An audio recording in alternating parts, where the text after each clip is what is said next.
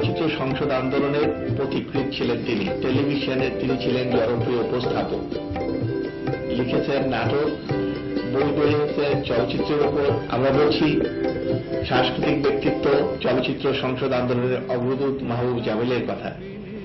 মাহবুব জামিলকে নিয়ে শুরু হচ্ছে চলচ্চিত্র বিষয়ক সাপ্তাহিক আয়োজন আমার ছবি। আমি সবসময় মনে করি যদি দৈর্ঘ্যটা 1.5 ঘন্টা থেকে 2 ঘন্টা হয়, 2 ঘন্টার বেশি কোনোভাবেই নয়, তাহলে দুটো সুবিধা হবে।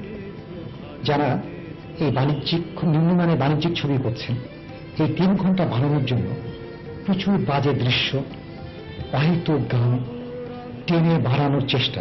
যখন 2 ঘন্টা হবে, যেহেতু দর্শক ধরে রাখতে হবে, অনিচ্ছাকৃত হলেও 2 ঘন্টার কারণে, সময়ের স্বল্পতার কারণে তাকে অনেক কিছু এই আড়ম্বরগুলো বাদ দেবে।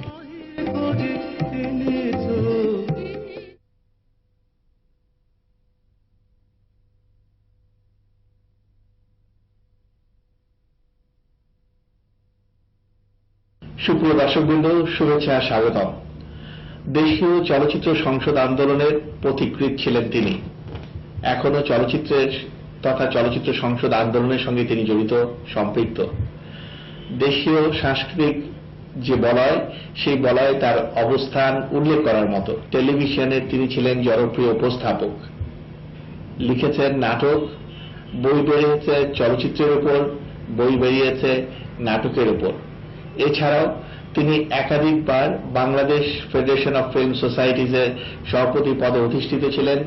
তিনি ছিলেন জাতীয় চলচ্চিত্র পুরস্কারের জুরি কমিটির সদস্য। তিনি ছিলেন চলচ্চিত্র সেন্সর বোর্ডের মেম্বার। আমরা বলছি সাংস্কৃতিক ব্যক্তিত্ব, চলচ্চিত্র সংসদ আন্দোলনের অগ্রদূত মাহবুব জামিলের কথা।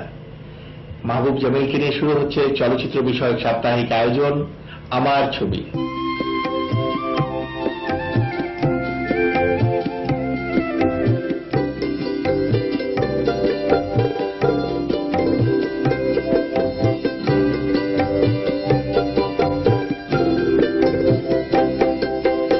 এবার তো যৌবনের কাছে মেনেছো, আর মেনেছো, আপন মাঝে নূতনকে আজ জেনেছো। এবার তো যৌবনের কাছে মেনেছো, আর মেনেছো,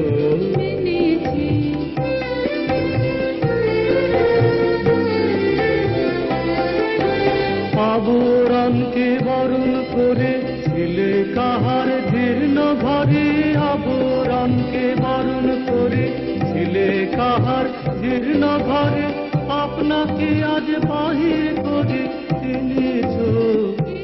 আমরা যারা চলচ্চিত্র সংসদ আন্দোলনের সাথে ন্যূনতম ভাবে জড়িত হওয়ার সৌভাগ্য অর্জন করেছিলাম, তাদের কাছে মাহবুব জামিল এক ব্যক্তিত্ব। আমরা তাকে অনুসরণ করতাম। অনেকদিন আগের কথা, বিভিন্ন আমাদের অনুষ্ঠানে আপনি এসছেন। সোসাইটিজের প্রেসিডেন্ট থাকার সময় বিভিন্ন আলোচনা অনুষ্ঠানে আপনি বক্তৃতা দিয়েছেন। চলচ্চিত্র সংসদ আন্দোলনের উন্নতির জন্য নানা কথা শুনেছি আপনার কাছ থেকে। আজকে একটা ব্যাপার জানতে চেষ্টা করব, চলচ্চিত্র সংসদ আন্দোলনের সাথে কিভাবে জড়িত হলেন এবং কেন জড়িত হলেন? তখন আমি বিশ্ববিদ্যালয়ের ছাত্র, ঠিক চলচ্চিত্র সংসদ আন্দোলন কি এ ব্যাপারটা অত পরিষ্কার বুঝি না। কিন্তু সত্যজিৎ তখন আমাদের কাছে এই উপমহাদেশে, এবং আমরা যারা বাংলা ছবি দেখি, একটা মহৎ ব্যক্তিত্ব রবীন্দ্রনাথের পরে যেন আমরা পেলাম। এই সত্যজিৎ রায়কে নিয়ে যখন একটু জানার চেষ্টা করছি, এবং 63 সালের কথা বলছি বা 62 সালের কথা বলছি, তখন দেখা গেল যে তিনি চলচ্চিত্র সংসদ সাথে জড়িত ছিলেন না। ক্যালকাটা ফিল্ম সোসাইটি বলে একটা চলচ্চিত্র সংসদ তিনি এবং আরো 3 জন মিলে, চিদানন্দ দাশগুপ্ত ইত্যাদি কয়েকজন মিলে শুরু করেছিলেন। ঢাকা বিশ্ববিদ্যালয়ের সেই সময় 60-এর প্রথম দশকে সাংস্কৃতিক কর্মকাণ্ডে একটা প্রচন্ড আবেগ নিয়ে কাজ করছে। তার একটা কারণ যে সেই সময়ের মার্শাল ল বাঙালি সংস্কৃতি চেপে দেওয়ার চেষ্টা করছিল। রবীন্দ্রনাথের 1961 সালে যখন তার শতবর্ষ পূরণ হলো, সেটা করতে দেবে না। এই যে একটা প্রচেষ্টা সংস্কৃতির ক্ষেত্রে বিভিন্ন দিকে ছড়িয়ে পড়া, আমাদের কয়েকজন তখন মনে হলো যে আমরা চলচ্চিত্র সংসদ এখানে শুরু করব। এই চেতনা থেকে, এই চিন্তা থেকে, ভাবনা থেকে, একাগ্রতা থেকে 1963 সালের মার্চ মাসে আমরা কয়েকজন বন্ধুবান্ধব মিলে আমরা প্রথম, এবং আমি খুব গর্বের সঙ্গে তোমাকে বলতে চাচ্ছি যে শুধু তদানীন্তন পূর্ব পাকিস্তানে নয়, সমগ্র পাকিস্তানে আমরা একটা চলচ্চিত্র সংসদ তৈরি করলাম, কিন্তু ছোট পরিমণ্ডলে। নাম দিলাম স্টুডেন্টস ফিল্ম সোসাইটি। সেই সময় কারা কারা ছিলেন আপনার সাথে? আমরা ছিলাম অনেকেই, স্বাভাবিকভাবে বন্ধু বান্ধব মিলে। কিন্তু প্রথম যে কমিটিটা হয়েছিল, সভানেত্রী ছিলেন ডক্টর ফাতেমা সাদেক, তখনকার ইসলামিক ইতিহাস বিভাগের প্রফেসর এবং চেয়ারম্যান ছিলেন। সহসভাপতি ছিলেন কাজী আনোয়ার মাসুদ, আমাদের বন্ধু, সদ্য জার্মানি থেকে আমাদের অ্যাম্বাসেডর হিসেবে অবসর গ্রহণ করলেন। সাধারণ সম্পাদক ছিলাম আমি। 1963 সালের, সত্যি কথা বলতে কি আমার কাছে ঠিক সেই জাতীয় কাগজ নিয়ে যে জন্য স্থির করে তারিখটা বলতে পারছি না, তবে মার্চের শেষ সপ্তাহে বা এপ্রিলের প্রথম সপ্তাহে এটা উদ্বোধন অনুষ্ঠান হয়।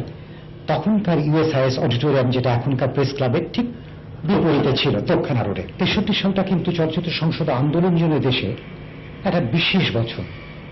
এই জন্যই যে এবছরই অক্টোবর মাসে বৃহত্তর পরিমণ্ডলে পাকিস্তান ফিল্ম সোসাইটি অক্টোবর মাসে শুরু হলো, এবং সেখানে বাইরের সদস্যরা আসতে পারলো, এবং আমরাও তার সাথে জড়িত হয়ে গেলাম। পাকিস্তান ফিল্ম সোসাইটির সঙ্গে কারা কারা জড়িত ছিলেন, উদ্যোক্তা কারা ছিলেন? তখন পূর্ব পাকিস্তান সরকারের অ্যাকাউন্ট সার্ভিসে উনি জড়িত ছিলেন। আনোয়ার সাহেব মূল ভূমিকা কিন্তু তিনি পালন করেছিলেন, এবং তার সাথে যারা সহযোগিতার হাত বাড়িয়েছিলেন বা ঝাঁপিয়ে পড়েছিলেন, দুজনের নাম বিশেষ করে মনে আছে। হাসান হাফিজুর রহমান, আপনারা সবাই জানেন আমাদের দেশের কথাশিল্পে তার ভূমিকা, এখন যদিও তিনি মৃত। এবং বিশিষ্ট রবীন্দ্রসঙ্গীত বিশেষজ্ঞ ওয়াহিদুল হক এবং মোহাম্মদ খসরু, যিনি এখনো পর্যন্ত চলচ্চিত্র সংসদ আন্দোলনের সাথে ওতপ্রোতভাবে জড়িত। সংসদ আন্দোলনের একটা উদ্দেশ্য মূল চলচ্চিত্রকে সাহায্য করা, মূল ধারাকে সাহায্য করা। সেই ক্ষেত্রে আমাদের দেশে চলচ্চিত্র সংসদ আন্দোলন মূল ধারাকে কতটা সাহায্য করেছে বলে আপনি মনে করেন? একটা কথা প্রথমে স্বীকার করে বলি যে খুব বেশি সাহায্য করেনি। কারণ হিসাবে হচ্ছে যে চলচ্চিত্র সংসদ আন্দোলনের যে মূল দায়িত্বটা হচ্ছে যে বোদ্ধা দর্শক সৃষ্টি করা, মার্জিত দর্শক সৃষ্টি করা, পরিশীলিত দর্শক সৃষ্টি করা। সংসদ আন্দোলন কিন্তু ক্রমাগত তা করে গেছে। যেহেতু সংসদ আন্দোলনটা যে কোনো কারণে ঢাকা কেন্দ্রিক ছিল, আমরা সেই বিপুল সংখ্যায় দর্শক সৃষ্টি করতে পারিনি যারা একটা প্রেশার গ্রুপ হিসেবে কাজ করবে, চলচ্চিত্র শিল্পকে যে ধাক্কা দেবে, তা পারেনি। বিকল্প ধারায় কতটা হেল্প করেছে চলচ্চিত্র সংসদ আন্দোলন? হ্যাঁ, এইটা আমি বলবো অত্যন্ত উৎসাহজনক, এবং নিঃসন্দেহে আমাদের চলচ্চিত্রের যদি বাংলাদেশে যখন ইতিহাস লেখা হবে, এটা উল্লেখযোগ্য যে বিকল্প ধারা চলচ্চিত্রে চলচ্চিত্র সংসদ আন্দোলন সামগ্রিক শুধু নয়, সম্পূর্ণ রকম ভূমিকাটাই কিন্তু এই আন্দোলন কারণে। বাংলাদেশ হওয়ার পরে যে ছবিটা বিশ্ব মানচিত্রে আমাদেরকে প্রতিভাত করল, সূর্যদেবর বাড়ি, দুজনই চলচ্চিত্র সংসদ কর্মী, মুইনুদ্দিন শাকের এবং শেখ নিয়ামত আলী। তারা নতুন অনুপ্রেরণা নিয়ে চলচ্চিত্র ভালো ছবি দেখে, পড়াশোনা করে, জানার চেষ্টা করে একটি ভালো ছবি তৈরি করলেন। এটাকে শব্দ আমি বিকল্প বলবো কিনা জানি না, তবে একটা সৎ চলচ্চিত্র তৈরি করলেন। দেশ স্বাধীন হয়েছে, তাহলে চালের দর কম মা। কম লেকি লাভের গুটি প্রায় খায়া লাইব। এমনি গাড়িত মারে চেকারে, আবার স্টেশনও সিপাই নামছে। এটা কোনো মা বইন মানে? এরপরে 85 থেকে একটা শর্ট ফিল্ম এর দিকে আমরা এগোতে থাকলাম। কারণটা কি? কারণ ফিল্ম ইন্ডাস্ট্রির মধ্যে এদের পক্ষে ঢোকা সম্ভব হলো না। কারণ আমরা জানি চিত্র নির্মাতা কে একটা বিরাট অর্থ সংকলন করতে হবে, তারা যেতে পারলেন না। কিন্তু তাদের মনের যে মধ্যে প্রতিনিধি তারা ভালো কিছু করার, সৃষ্টি করার চলচ্চিত্রের মাধ্যমের মধ্যে থেকে তখন স্বল্প দৈর্ঘ্য চলচ্চিত্রের দিকে চলে এলেন। আসার পরেই প্রথম যেটা ব্রেক থ্রু হলো সেটা হচ্ছে মোর্শেদুল ইসলামের আগামী দিয়ে। এরপরে কিন্তু স্বল্প দৈর্ঘ্য চলচ্চিত্রের যাত্রা ক্রমাগত এগিয়ে যাচ্ছে। পরে তানভীর মোকাম্মেল এসছেন, তারেক মাসুদ এসছে, আবু সাইদ এসছে, এমনি কোনো অনেকেই তাদের কিন্তু স্পষ্ট পদক্ষেপ রেখেছে এখানে। এবং আরো প্রচুর চলচ্চিত্র নির্মাতা স্বল্প দৈর্ঘ্যের ক্ষেত্রে সৃষ্টি হয়েছে।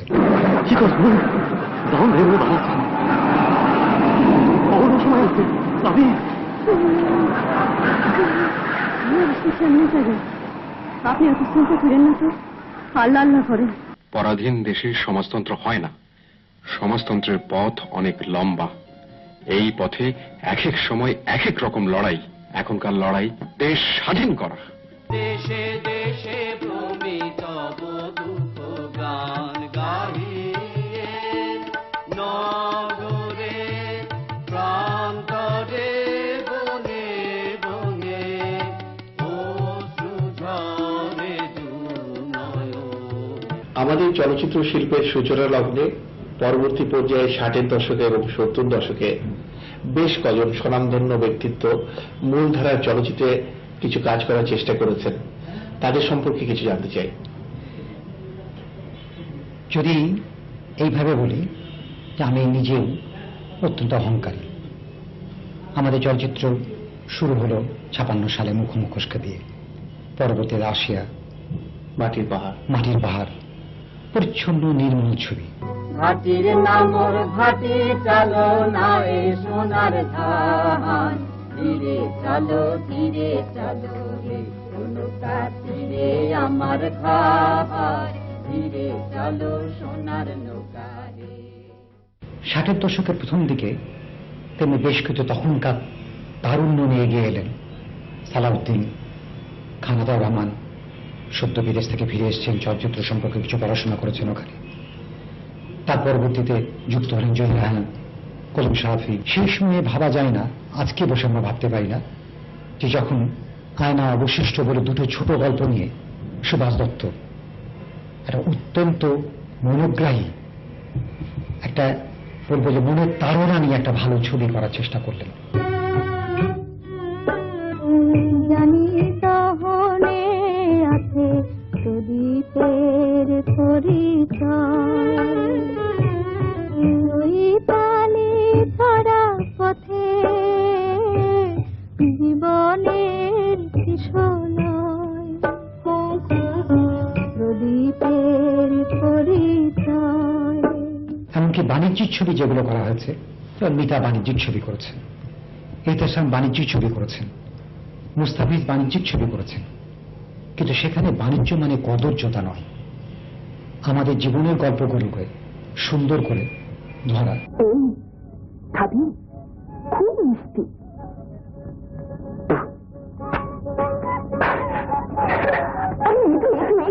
তাই তো মিষ্টি। সত্যি?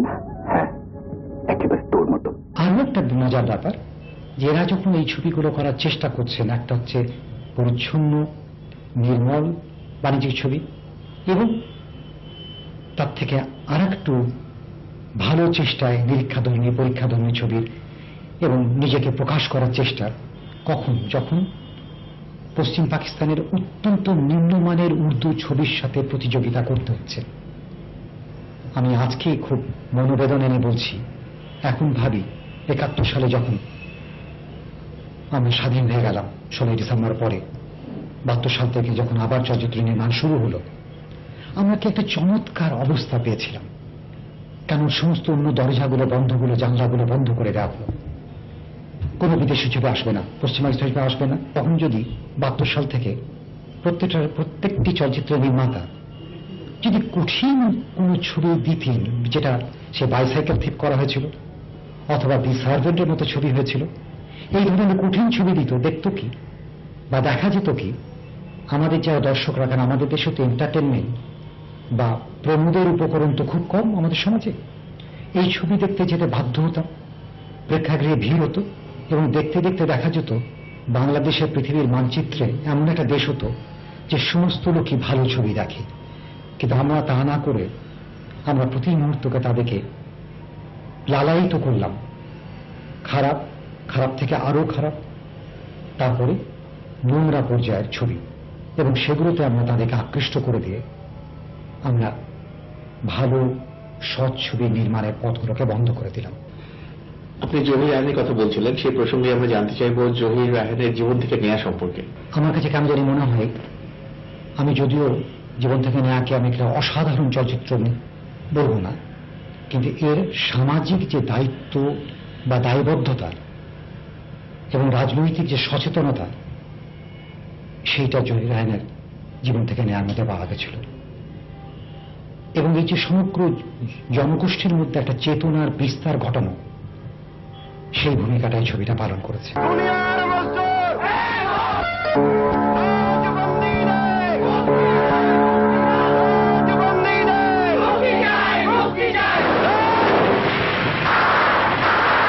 ষাটের দশকে এই চলচ্চিত্র সংসদ আন্দোলনের সঙ্গে জড়িত ছিলেন আলমগীর কবির।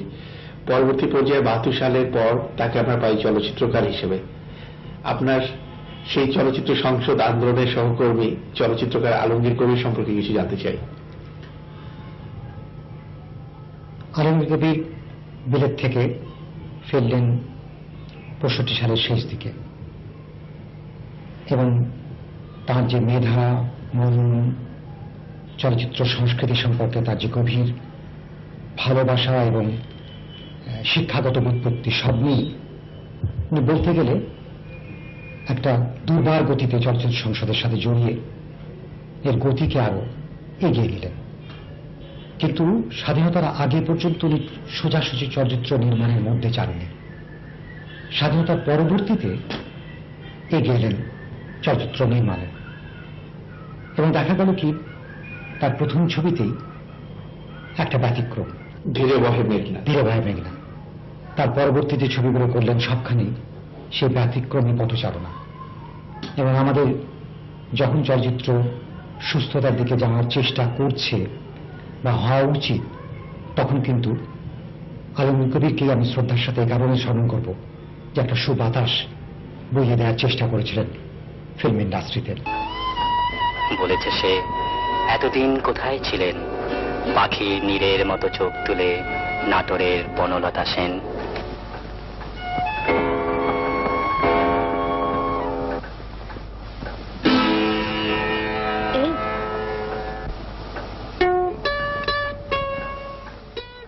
ভালো ছবির দর্শক তৈরিতে যেমন চলচ্চিত্র সংসদ আন্দোলন কাজ করে চলেছে, ঠিক পাশাপাশি সৎ চলচ্চিত্র নির্মাণের ক্ষেত্রে সরকার অনুদান প্রথার প্রবর্তন করেছেন। বেশ কিছু ছবি মুক্তি পেয়েছে অনুদান প্রথার আওতায়। এই অনুদান প্রথা সম্পর্কে আমরা জানতে চাই।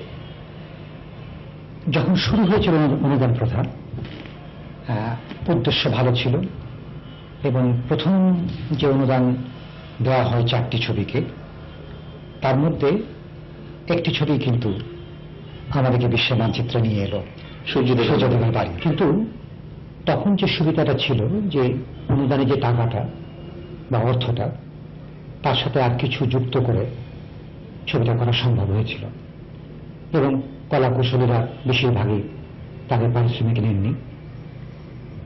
পরবর্তীতে সেই প্রথমবারে যে 4টে ছবি, সেগুলো সবগুলো হয়নি। পরবর্তীতে অনুদান দেওয়া হয়েছে, 1-2টি ছবি হয়েছে, বাকিগুলো হয়নি। আমার যদি ব্যক্তিগত মত বলা হয়, তাহলে আমি অনুদান প্রথাটা সম্পূর্ণ রকম বিশ্বাস করি না। কারণ সম্পূর্ণ যদি একটি চলচ্চিত্র নির্মাণের সম্পূর্ণ টাকাটা দেওয়া হয়, তাহলে একটা ভালো ছবি করা যেতে পারে, একটা সৎ চলচ্চিত্রকার করতে পারে। আমি মনে করি ফিল্ম ফিনান্স কর্পোরেশনের প্রয়োজন। যে ভালো চলচ্চিত্র নির্মাতা বা চলচ্চিত্র নির্মাণ করতে চান, ফিল্ম ফিনান্স কর্পোরেশনে যাবেন, তিনি টাকা লোন নেবেন, নির্মাণ করবেন, টাকা ফেরত দেবেন। তখন তার একটা দায়িত্ব থাকবে যে আমাকে ফিল্মটা তৈরি শেষ করতে হবে, দর্শককে দেখাতে হবে, এবং আমাকে টাকাটা ফেরত দিতে হবে। তাহলে এই যে সার্কেলটা, সেই সার্কেলটাই চলচ্চিত্র, ভালো চলচ্চিত্র নির্মাণের এবং চর্চার এবং সেটাকে প্রতিষ্ঠিত করার একটা সুনির্দিষ্ট পদক্ষেপ হবে। চলচ্চিত্র সংসদ আন্দোলনে অগ্রদূত মাহবুব জামান সম্পর্কে আরো একটি কথা বলা প্রয়োজন। উনি একটি বহুজাতিক কোম্পানির ব্যবস্থাপনা পরিচালক।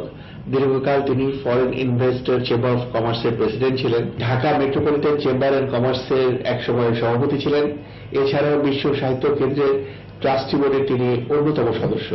একটি বিষয় আমার ব্যক্তিগতভাবে জানার খুব আগ্রহ, এত কিছু পরেও আপনি চলচ্চিত্র সংসদ আন্দোলনের সাথে জড়িত থাকার চেষ্টা করেন সব সময়। পাশাপাশি আপনি লিখছেন, নাটক লিখেছেন, চলচ্চিত্রের উপর 2টো বই আপনার আছে, এবং আমরা জানি যে আপনি একজন সফল উপস্থাপক ছিলেন, টেলিভিশনেও সময় দিয়েছেন। এতগুলো কাজ একসাথে করার কিভাবে করা সম্ভব হয় আপনার পক্ষে, আমরা একটু জানতে চাই। খুব বিড়ম্বনায় পড়ে গেলাম এখন নিজের সম্পর্কে নিজে বলার। একটা হচ্ছে যে পেশাটা আমার পেশা। আমি সবসময় একটা জিনিস বিশ্বাস করি যে আমার পেশাটা যে সময়টা আমার কর্মের সময় তার মধ্যে রাখি, তার বাইরে এটাকে আমি অফিস থেকে বেরোনোর সময় সাথে করে বয়ে নিয়ে যায় না, যেটা অনেকে করে। আর প্রত্যেক মানুষের কিছু নেশা থাকে। চলচ্চিত্র সংসদ এবং চলচ্চিত্রের প্রতি ভালোবাসাটা আমার একটা নেশা। এই ভালোবাসা থেকেই আমি পড়ার চেষ্টা করেছি, জানার চেষ্টা করেছি, তার থেকেই যেটুকু পেরেছি লিখতে। আমার যেহেতু মনের মধ্যে একটা ভালোবাসা আছে সংস্কৃতির, বাংলা সংস্কৃতির প্রতি, সেই ভালোবাসা থেকেই আমি নিজে চেষ্টা করেছি যেখানে যতটুকু পারি আমি এগিয়ে যাই। এই যাওয়ার চেষ্টাই আমি উপস্থাপনা করতাম, এখন করি না। আমার হঠাৎ করে মনে হলো একসময় ভাবতাম যে আমি চিত্রনাট্য লিখব, কারণ একসময় আমি অত্যন্ত বেশি বিভিন্ন চিত্রনাট্য পড়তাম। হঠাৎ করে একসময় যখন মনে আসলো যে আমি নাটক লিখব, তখন আমার সেই চলচ্চিত্রের যেটুকু আমার সামান্যতম ব্যুৎপত্তি আছে বা যেটুকু আমি বুঝি এবং চিত্রনাট্যর প্রতি আমার যে দুর্বলতা, সেটাকে আমি চাইলাম যে আর একটা মিডিয়াটা আনার। কেন এটাও কিন্তু বিশ্বগ্রাহ্য মিডিয়া, ঠিক নাটকের মতো নয়। বৃহত্তর যে স্ক্রিনটা থেকে ছোট স্ক্রিনে চলে আসা। কিন্তু এটা স্পষ্ট করে বুঝতে হবে যে চলচ্চিত্রের চিত্রনাট্য এবং টেলিভিশনের বা টেলিফিল্ম বলি বা টেলিনাটক যেটা বলি, দুটো কিন্তু অনেকাংশে পার্থক্য আছে। তা আমার ওইটুকু ধারণা নিয়ে আমি চেষ্টা করলাম নাটক লেখার। নাটক লিখেছি, প্রচারিত হয়েছে। আপনার সাথে আমার কিছু কথা ছিল, মানে একটুক্ষণ গল্প করার ইচ্ছে ছিল, কিন্তু কদিন আমি ভীষণ ব্যস্ত। যে আপনি বাংলা সিনেমার নায়িকাদের মতো রাগ না করলেই হয়। চলি।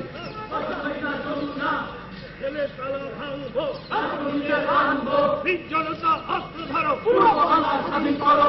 জনতা অস্ত্র ধরো, পূর্ব বাংলা স্বাধীন করো। জনতা অস্ত্র ধরো, পূর্ব বাংলা স্বাধীন করো। জেলের তালা ভাঙবো, রাজপথে আনবো। বলবো চা বাগানের ভিতরে এত সুন্দর একটা ঝর্ণা আছে, বিউটিফুল।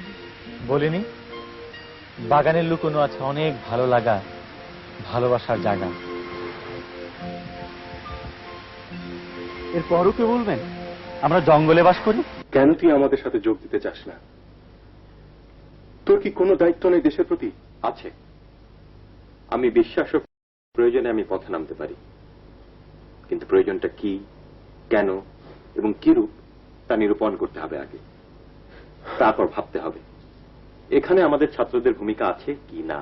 অনেকদিন আগে আপনার এক অনুষ্ঠান থেকে আমরা শুনেছিলাম, আপনি বলেছিলেন জীবনের দুঃখ আছে, কষ্ট আছে, তবু এগিয়ে যেতে হয়, ভালো কিছু চিন্তা করতে হয়, ভালো কিছু ভাবতে হয়। সেই আলোকে জানতে চাই আমাদের চলচ্চিত্রের ভবিষ্যৎ সম্পর্কে। আমি সব ব্যাপারে আশাবাদী এবং যে রেফারেন্স তুমি দিলে সেই রেফারেন্স থেকে বলছি, এখনো সম্ভব যে চলচ্চিত্রের বিকাশ ঘটানো এবং সুন্দর পথে এগোনো। কিন্তু ব্যাপারটা হবে কি করে? প্রথম হচ্ছে যে একটা কথা প্রায়শ হয় যে আমাদের চলচ্চিত্রে, আমি আশা করছি তুমি আমাদের দেশের চলচ্চিত্র অবশ্যই আচ্ছা, যে আমাদের ফিল্ম ইন্ডাস্ট্রিতে টেকনিক্যাল অনেক কিছু নেই, যেটা বম্বেতে আছে কিংবা হলিউডে আছে কিংবা অন্য দেশে। যদি একটা সৎ বা ভালো ছবি করি তাহলে কিন্তু টেকনিক্যাল ব্যাপারটা কোনো ব্যাপারই নয়। আচ্ছা, আমরা যদি ধরে নিই সত্যজিৎ রায় সেই প্রথম যুগে ছবিগুলো যখন হয়েছিল, এই যে সদ্য এখন যে মৃণাল সেন যে ছবি করছে কিংবা উৎপলেন্দু ছবি যে পশ্চিমবঙ্গে করছে, কলকাতার স্টুডিওতে যে অবস্থা তার সাথে তুলনা করলে এফডিসি কিন্তু বহু বহু অংশে অনেক উন্নত।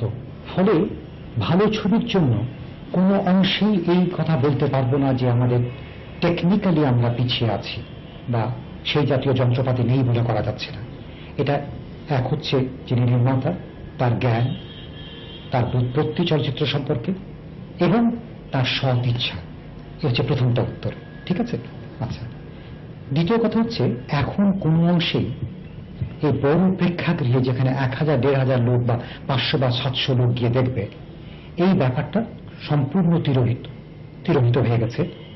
শুধু পাশ্চাত্যে নয়, এমনকি প্রাচ্যের দেশগুলোতে এখন থাইল্যান্ডে গেলে, সিঙ্গাপুরে গেলে, জাপানে গেলে বড় হল নেই, মিনি থিয়েটার, সিনে কমপ্লেক্স হচ্ছে। ভালো ছবি যদি করা হয় এবং এই জাতীয় সিনে কমপ্লেক্স, মিনি থিয়েটার যখন হবে, তখন সকলে সেখানে ছবি দেখতে যাবে, ভালো ছবি হবে। তৃতীয় ব্যাপার আমার যেটা মনে হয়, যেটা আমার সাজেশনের মতো, আমাদের দেশে চলচ্চিত্র কমপক্ষে 2.5 ঘন্টা অথবা 3 ঘন্টা, এই দৈর্ঘ্যকে কমিয়ে আনতে হবে। আমি সবসময় মনে করি, যদি দৈর্ঘ্যটা 1.5 ঘন্টা থেকে 2 ঘন্টা হয়, 2 ঘন্টার বেশি কোনোভাবেই নয়, তাহলে দুটো সুবিধা হবে।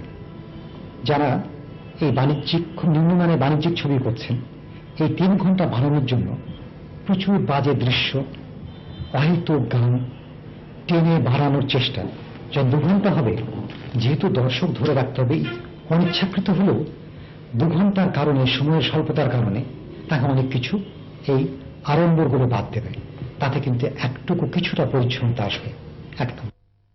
2 নম্বর, আমরা উপকার করব কি দেশকে। আজকে যদি গভর্নমেন্টের সাহস থাকে ভালো ছবির জন্য, তাহলে প্রথমে যদি রেস্ট্রিক্টেড করা হয় যে 10,000 ফিটের বেশি কোনো ছবি হবে না, তাহলে আমরা দুটো লাভ হচ্ছে, যেটা বললাম, কাহিনীটাকে কম্প্যাক্ট থাকবে।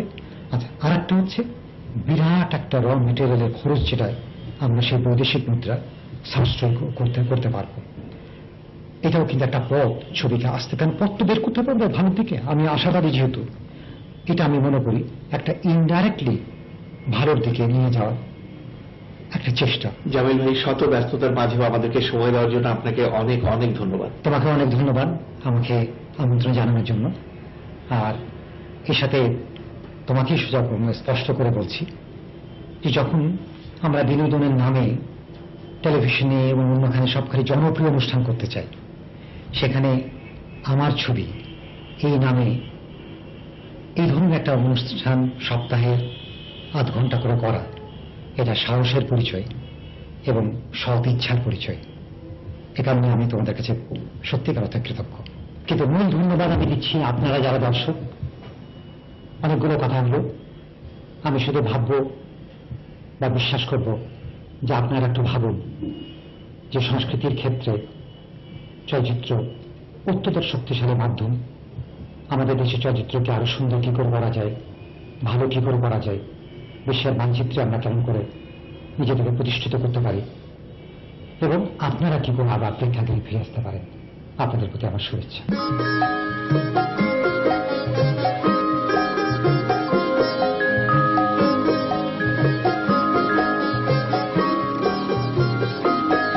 আমার প্রাণের মাঝে সুধা আছে, চাও কি আয় বুঝি তার খবর পেলে না। আমার প্রাণের মাঝে সুধা আছে, চাও কি আয় বুঝি তার খবর পেলে না। পারিজাতের মধুর গন্ধ পাও কি আয় বুঝি তার নাগার মেলে না।